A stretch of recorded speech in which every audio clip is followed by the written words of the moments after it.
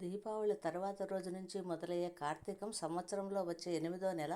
చంద్రుడు పౌర్ణమి నాడు కృత్తికా నక్షత్రంలో సంచరించడం వల్ల ఈ నెలకు కార్తీకం అనే పేరు వచ్చింది. శివకేశవులకు అత్యంత ప్రీతికరమైన ఈ మాసంలో ఎవరిని పూజించినా ఇద్దరు సంతోషిస్తారని అంటున్నారు శాస్త్రాలు. ఈ నెలలో చేసే జపం, ధ్యానం, నదీ స్నానం, దానం, ఆరాధనలతో సకల శుభాలు కలుగుతాయి. కార్తీక సోమవారాలకు ఎంతో ప్రాధాన్యత ఉంటుంది. సోమవారానికి అధిపతి చంద్రుడు. సోమవారం అంటే శివుడికి ఇష్టం కాబట్టి ఈ నెలలో వచ్చే సోమవారాలు ఉపవాసం ఉండి శివుడిని ఆరాధించి సాయంత్రం నక్షత్ర దర్శనం తర్వాత దీపాలను వెలిగించి భోజనం చేస్తే సకల శుభాలు కలుగుతాయి. అలాగే కార్తీక శుక్లపక్ష విదయ నాడు భగనీహస్త భోజనం పేరుతో ప్రతి సోదరుడు తమ సోదరి ఇంటికి వెళ్ళి ఆమె చేత భోజనం తిని కానుకలు ఇవ్వడాన్ని ఒక సాంప్రదాయంగా పాటిస్తారు. చవితి నాడు నాగుల చవితిగా పరిగణించి సుబ్రహ్మణ్యేశ్వర స్వామిని కొలుస్తారు. ఇవి కాకుండా మరికొన్ని పర్వదినాలు ఈ మాసంలో ప్రత్యేకతను సంతరించుకుంటాయి. ఈ కార్తీకంలోనే అయ్యప్ప దీక్షను స్వీకరించడం వెనుక కారణం లేకపోలేదు. అయ్యప్పను హరిహరనాథుడిగా భావిస్తారు. మకర సంక్రమణ సమయంలో స్వామి మకరజ్యోతి రూపంలో ఆవిర్భవిస్తాడని ఒక నమ్మకం. ఆ జ్యోతిని చూసేందుకు మండలం పాటు దీక్షను చేపట్టి స్వామి సన్నిధానాన్ని చేరుకుంటారు భక్తులు.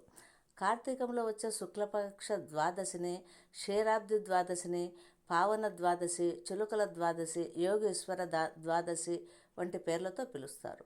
ఈ రోజునే అమృతం కోసం దేవతలు క్షీరసాగరాన్ని మదించారని పురాణాలు చెబుతున్నాయి. యోగులు, మునులు తమ చాతుర్మాస దీక్షను విరమించే పవిత్ర తిథి కూడా ఇదే. ఈ రోజున విష్ణుమూర్తి తులసులకు కళ్యాణం జరిపించి దీపాలను వెలిగిస్తారు. ఆషాఢశుద్ధ ఏకాదశి నాడు పాలకడలిలో యోగ నిద్రకు ఉపక్రమించిన మహావిష్ణువు కార్తీక శుద్ధ ఏకాదశి రోజున మేల్కొని ద్వాదశి నాడు లక్ష్మీదేవిని పరిణయమాడాడని విష్ణు పురాణం పేర్కొంటుంది.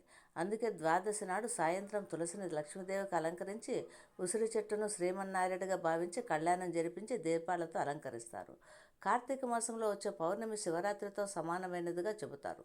ఈ రోజునే త్రిపురాసురుడు అనే రాక్షసుడు వధ కూడా జరిగింది. శంకరుని గురించి నారదుని ద్వారా విన్న త్రిపురాసుడు కైలాసం పైకి దండెత్తి వెళ్ళాడని 3 రోజుల భీకరం యుద్ధం అనంతరము శంకరుడు త్రిపురాసురుని సంహరించడంతో దేవతలంతా స్వామిని పూజించారని, అందుకే ఈ పౌర్ణమి త్రిపుర పౌర్ణమిగా పిలుస్తారని పురాణగాథ.